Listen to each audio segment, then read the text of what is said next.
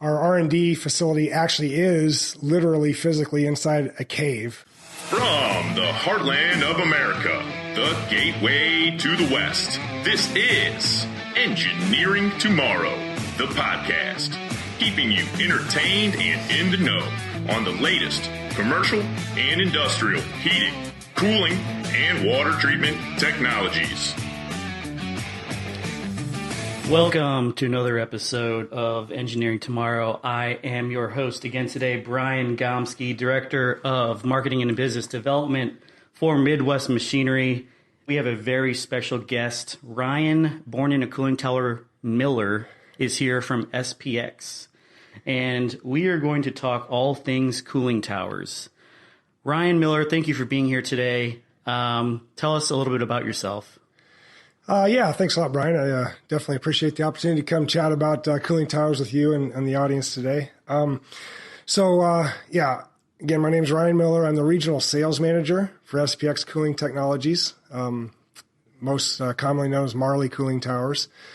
I've been with the company for about 7 years. I have a mechanical engineering background, MBA, pretty diverse career before that. But yeah, I'm excited to be a part of this great company and some of the great products that we put out for our customers. So anxious to get in and chat with you a little bit about them. Great. So for some of our maybe student listeners or people new to the industry, let's start off with the most basic question. What is a cooling tower? Because I know a lot of the guys who start off in the industry, they get a degree in mechanical engineering. They surprisingly, out of school, have never even heard of a cooling tower. So give us the basics and tell us what it is.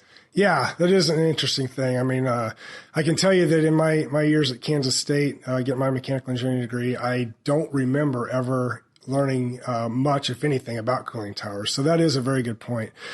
Cooling towers on the surface are very simple. It's basically a piece of equipment that is designed to cool water. Now, the application is very broad. We can we cool HVAC systems to keep you cool when you're in a hospital or a university. We cool data centers to be able to store and move data around. Lots of application in light industrial processes, for example, plastics manufacturing, food and beverage. We also, our cooling towers have a very, very important application in power production, whether it be coal-fired or nuclear or any kind of power production. Generates a lot of heat. You got to get that out to the atmosphere, and we cool water to help take that heat out of the process and reject it to the atmosphere. Cooling towers use evaporative cooling to cool that water, and it's one of nature's most efficient ways of transferring heat. When you have that phase change from liquid to gas, the evaporation, you pull out 1,000 BTUs per pound of water. So it's a very efficient way to get heat out of a process. Okay. Tell me a little bit about the history of Marley. So Marley's been around since 1923. We started in the Kansas City area. A couple of guys combined their names, Mart and Smiley, into Marley. And, they started just making mist ponds and grew into cooling towers. Over the years, it's been almost 100 years now. So we've got a lot of experience under our belt. It's a very mature industry.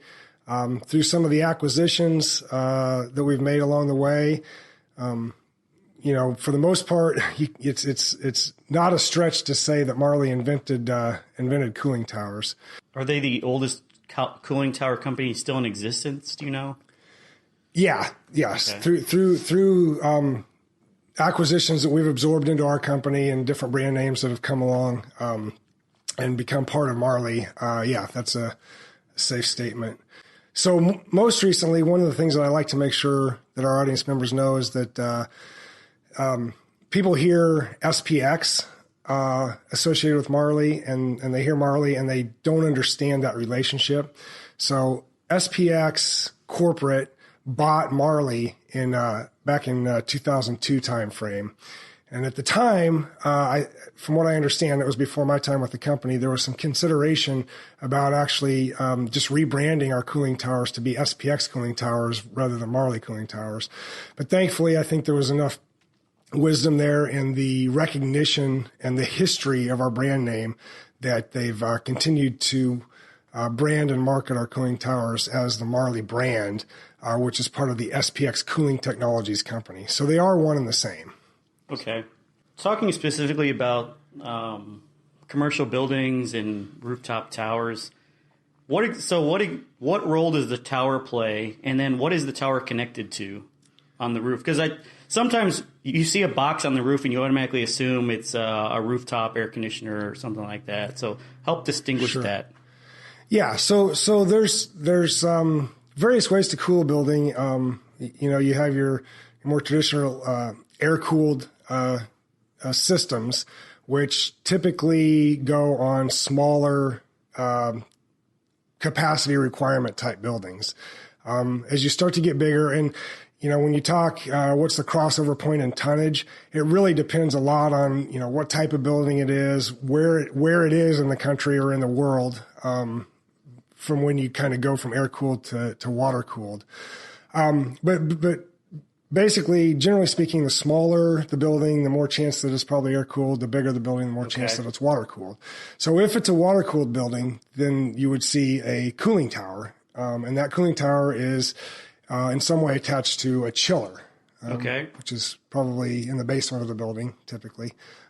Maybe a heat exchanger involved in there somewhere. But basically, we're moving water around to transfer heat out of the building through the chiller, and then out into the atmosphere with the cooling tower. So the tower is helping chiller's efficiency. Is that accurate?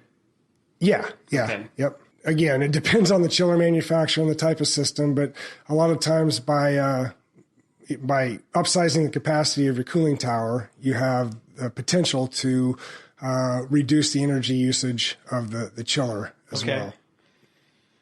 So let's shift gears a little bit back to Marley and SPX. I mean, you have to do a lot of innovation, and I would assume you have to do a lot of research to stay on top of things with technology. Where do you guys get your ideas for innovating new products?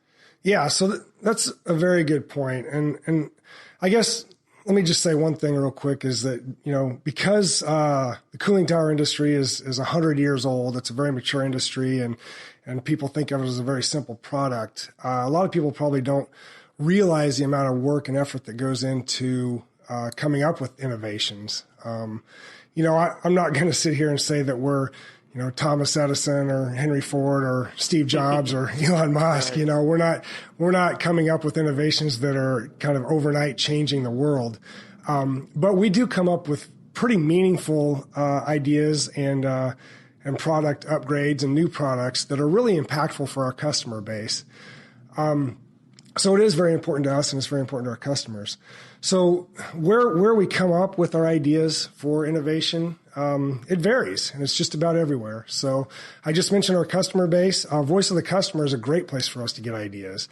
Whether, a contractor or engineer says, hey, have you guys thought about this? This is, something that I think would be helpful. Or sometimes it's, an end user says, man, I hate this about that. Sure. You never like to hear complaints, but at the same time, that's an opportunity for improvement. That's an opportunity for new ideas and innovation. So we really, we relish getting that kind of information from our customer base because we're going to feed that back in and try and make their lives easier.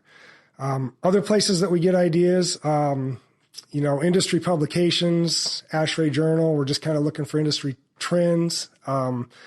There's really any technology trends going on in the society in general. If we see something that's, maybe food and beverage or automotive comes up with some new idea, we're looking at it saying, now, wait a minute, is that applicable? Is that something we can use? Sure. So, yeah, ideas can come from just about anywhere, but okay. Tell me, so you've got the idea, you've gotten all this feedback, you're you're going to start experimenting or testing. Tell us about your process and approach. Okay, yeah. So the way we go about it, and this is a lot of kind of behind the scenes stuff, but it's I think it's pretty cool, and it's pretty important. It's a pretty important black box, I guess. We get the ideas from the customer, we get the ideas from the industry, whatever, and then it goes into the R&D black box, goes into the R&D cave, which, let me digress for just a second and point out that our R&D facility actually is literally physically inside a cave. There's in the Kansas City area, they used to mine limestone in the area for the roadways. And I believe it was back sometime in the 1950s, a lot of that real estate became available. And if you're from the Kansas City area, you know that there's a bunch of caves that are used for a bunch of different reasons. Well, we got our hands on about 3 acres of land underground, about 60 feet under rock. And it works out very well for us because the ambient conditions stay consistent all day long and all year round. So we're able to do very consistent testing without having to try and control our environment. It's also a really cool place to go in and see. So I always invite any of our customer base who wants to come in there and take a look at it to come see that. Absolutely. But anyway, so so we talk about it going into the black box, and then it comes out the other end as a completed product that's new and improved or something completely different that's helpful. So it is interesting to talk about that process that goes on behind the scenes. So the way they approach it is what's called a phase gate approach. We have a series of kind of phases that we go through to make sure that we're doing something that's a good use of our time, a good use of our money, and that it's going to actually produce effective results once we're done. So the first thing that we do is we get into what's called exploration. So we have our really super smart R&D guys, our cave dwellers. We'll take an idea and they'll take a look at it and they'll say, now, if we try and do that, does that violate any of the laws of physics? So seems like an important place to start. It kind of is, right?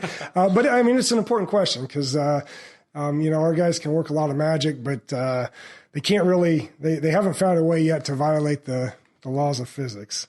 We'll look at it and say, have we tried it before? If we did, what was what prevented it from going forward at that time? Or what did we find out about it? What did we learn? Has anything changed in regards to what we did the last time that would allow this to maybe be a better idea this time?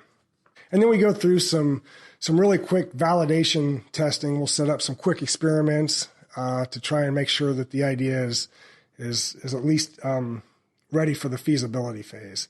And honestly, the exploration phase is a pretty quick phase. I mean, we take a pretty quick look at it, and if it's something that we don't think deserves to go into our feasibility phase, we'll shut it down pretty fast. That's kind of the first checkpoint. If we say, yeah, this thing makes enough sense to go take a good hard look to whether it's financially feasible, makes sense in the marketplace, we'll send it on to feasibility. Within that phase, we kind of trumpet the phrase, fail fast, fail often, and if you can't fail it, then build it. So seems smart to me. Yeah, right. So, because we have, like everybody, limited resources, limited time, right? Limited budgets. So we can't waste a lot of time on something that's not going to be something that we can actually do, or if we can do it, that's not going to produce the kind of results for our customer that we're after. Mm-hmm. So we shut it down pretty fast. But during this feasibility phase, we'll do some priority setting. Say, here's we got 4 ideas. They all passed exploration, but we can't do all 4 of them. Which one needs to get done first?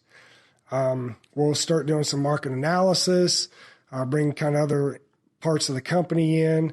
And by the way, all through this process, R&D is not working completely in a vacuum. They're engaging with construction or manufacturing, engineering, all the way along, just making sure that what we're thinking about makes sense for all aspects of the business. During feasibility, we do a lot of brainstorming, which is always kind of a fun thing. And there's a lot of methods out there for brainstorming. We don't subscribe to any rigid set of rules for for going through that process. But we kind of pull in some of the different trainings that people in the creative realm have come up with for brainstorming, and we'll employ those. And then, at the core, at their heart, the R&D folks are scientists. So, we'll get into the scientific method. We use design of experiment, which is a great way to efficiently test ideas. We'll do some computer modeling and simulation when it makes sense. To me, this is kind of a fun phase because this is where you're really kind of meshing creativity with real science and seeing what we can do with that. If an idea gets through feasibility, it goes into development, and this is where we're committed. This is where we say, yeah, this idea makes financial sense, it makes market sense, it makes technical sense, that we're going to go do this project. And so that's when it goes into development. At which point, once we make that commitment, we're moving forward as fast as we can. If we have an idea that we think can help our customer, we're not going to sit on it. We want to get it out and in their hands as fast as we possibly can. So we get fully engaged with design engineering. We start forming up our bill of materials, start establishing, kind of our market approach. All those kind of things happen during development. We even start creating the necessary tools in terms of maybe it's physical tooling to be used at the plant. Maybe it's software tools to be able to quote the product, marketing materials. All of that stuff happens during the development phase.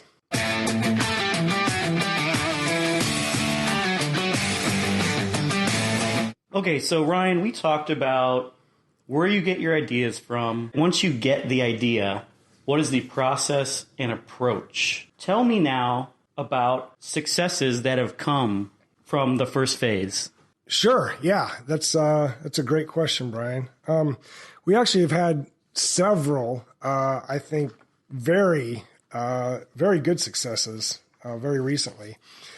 So one of the things that we heard from a lot of mechanical contractors with our fluid cooler lines and others that are on the market is, fluid coolers have great application. By the way, fluid coolers are basically cooling towers that have a closed circuit coils for process fluid.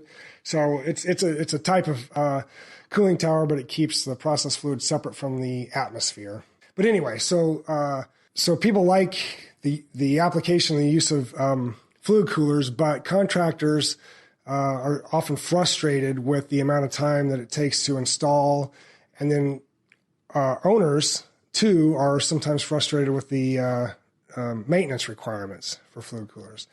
So we took those frustrations, those complaints, and went in and said, what can we do that still offers all of the benefits and functionality of fluid coolers, yet solves the contractor's problems of installation and also solves the owner's issues with maintenance? So what we came up with is called the LW fluid cooler, and it has been, people just rave about it. It's a great success. It incorporates ECM motors, so electrically commutated motors, and Could you explain to those who may not know what an ECM motor is? What are the benefits of that? So it's a relatively new technology. It's been used in other applications, and this is a good example of where we saw this technology trend coming, and we said, how can we use that? How can we use that? Does it make sense? So the nice thing about ECM motors is they don't have any belts. It's not a gear drive, so you don't have to change oil. You don't have to tighten or change belts. It's essentially maintenance free. The other great benefit is it comes with the ability to vary the speed is inherent in the design of an ECM motor. So you don't need an external VFD to be able to speed up or slow down your motor, which is what almost all cooling towers and fluid coolers have these days.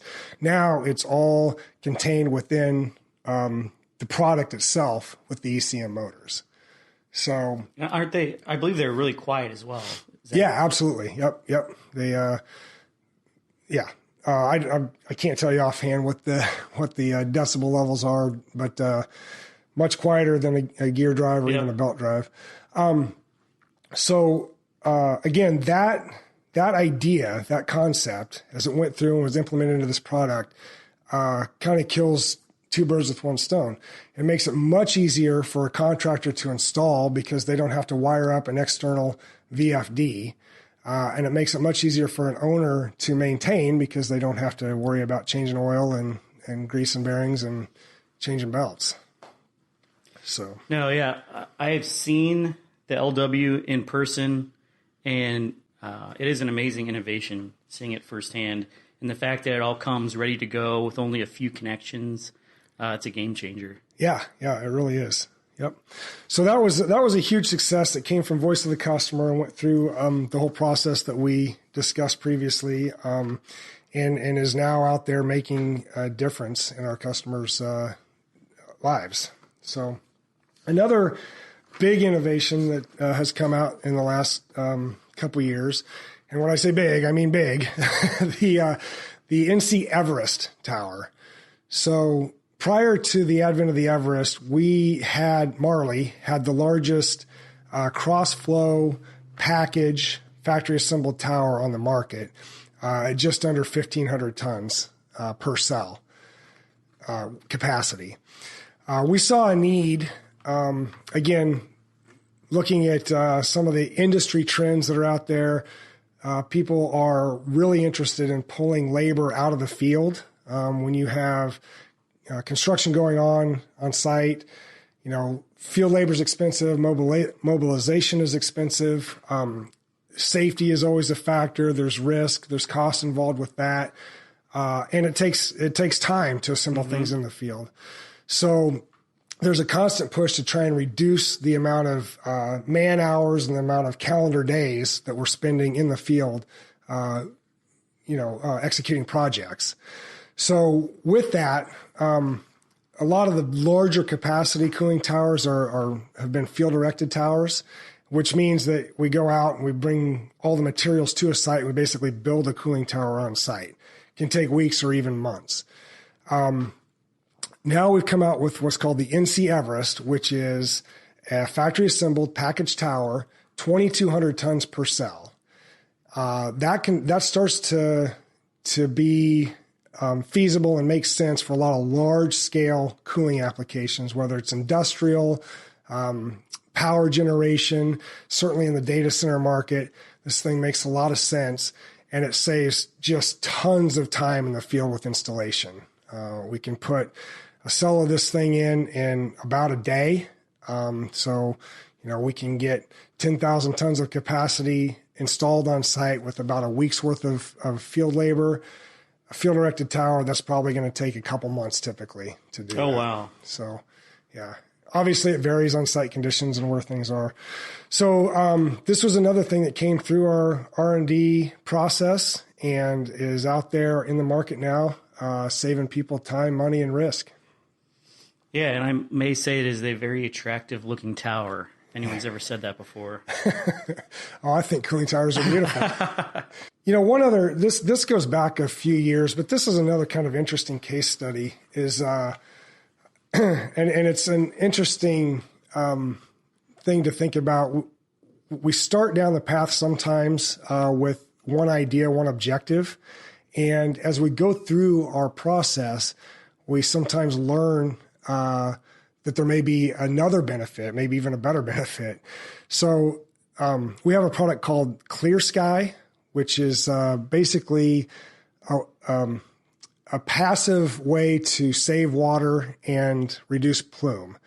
So we developed this product through a government grant, and the original objective was to save water. So essentially what it does is it puts a series of baffles above on the top half of the cooling tower that condenses evaporated water back down and lets it drip back down into the tower. So we started with this through the Department of Energy with the objective of saving water. But as we were going through the development, we realized that it was also a great way to reduce plume. So plume is the fogging that occurs with warm, moist, evaporated water coming out the top of the tower in cold environments will start to fog and basically just look like a cloud coming out of the top of the tower. Sure. I know, especially with like, where there's nuclear site towers and you see that smoke towers. And some people think that's pollution or whatever. That's not at all what that is. That's just water, right? It's pure water. Nothing in it, just H2O. Yep. So, but that can cause problems if, say, you're next to an airport or next to a major highway or, anywhere where reduced visibility is a problem, because while that fogging is pure water, you can't see through it. So plume abatement is very important in those types of applications. And so this Clear Sky product, which does a great job of saving water, we also found does a fantastic job of abating plume. So it's got kind of dual application, and we discovered that after we got into the development project that was a great benefit of that product. I've traveled the country. I've talked to a lot of contractors and engineers, and it's a very mixed debate on whether or not cross-flow or counterflow towers are, or maybe not necessarily which one's better, but everyone's got a preference or they've heard of a preference, and that's what I always use. Tell us the difference between a counterflow and a cross-flow cooling tower. Wow. Yeah, that's I could talk for an hour on that pretty easily. But I would say when you're talking about factory assembled package towers, there's probably a dozen differences to think about. But to me, the primary ones are maintenance accessibility. So with a cross-flow tower,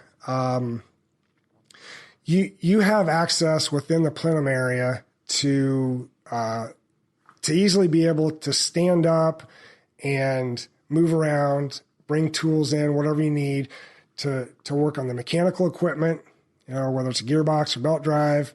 You have access to the inside of the fill where the drift eliminators are.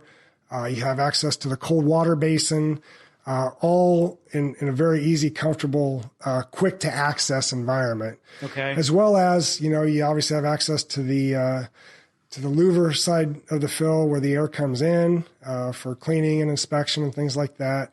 And just by climbing up a ladder and getting on top of the tower, you have access to, the hot water basin for inspection or cleaning or whatever needs to be done. So from a maintenance access perspective, compare that to a counterflow tower where the area to access the mechanical equipment is very tight. You have to typically crawl through a small door and be on your hands and knees trying to work inside there. You don't have good access and visibility to the fill, especially the top side of the fill. You don't have great access to the water distribution system. You actually have to get in there and remove eliminators, remove components to be able to access the water distribution. So in that case, cross-flow towers, especially from an ownership perspective, are usually more beneficial. Now, that said, probably one of the biggest benefits of a counterflow tower is particularly at small capacities, say below 750 tons, you're typically going to have a smaller and more square footprint of the counterflow tower versus a crossflow tower. So that's, when you're very constrained with space due to whatever your site conditions may be, that's oftentimes a time when counterflow makes more sense. Okay. Performance-wise, about the same? Yeah, there's a lot of ways to skin that. Yeah, that's true. It's it kind of depends on what box size you end up in, depending on the and here's another very important point about that is you can make a tower be extremely efficient, low energy, simply by making it much bigger, which gives you more surface area to be able to interact water and air and evaporate more water, thus get more cooling with a lot less fan energy. The trade-off there is the first cost is going to go up as you make the tower bigger, right? So if you're trying to compare apples to apples, it really kind of has to be done on a case-by-case basis. Ryan, I think we could talk for hours about this, and I think we would love to have you back soon to discuss some more topics, and you guys have a lot more products and innovations we could certainly discuss. Again, thank you and SPX for being on the show today. You've been listening another to episode of Engineering Tomorrow, the podcast. Have a great week, and we'll see you next time. For more insights and downloadable content, please visit our website at www.engineeringtomorrow.blog. Until next time, engineer for tomorrow, today.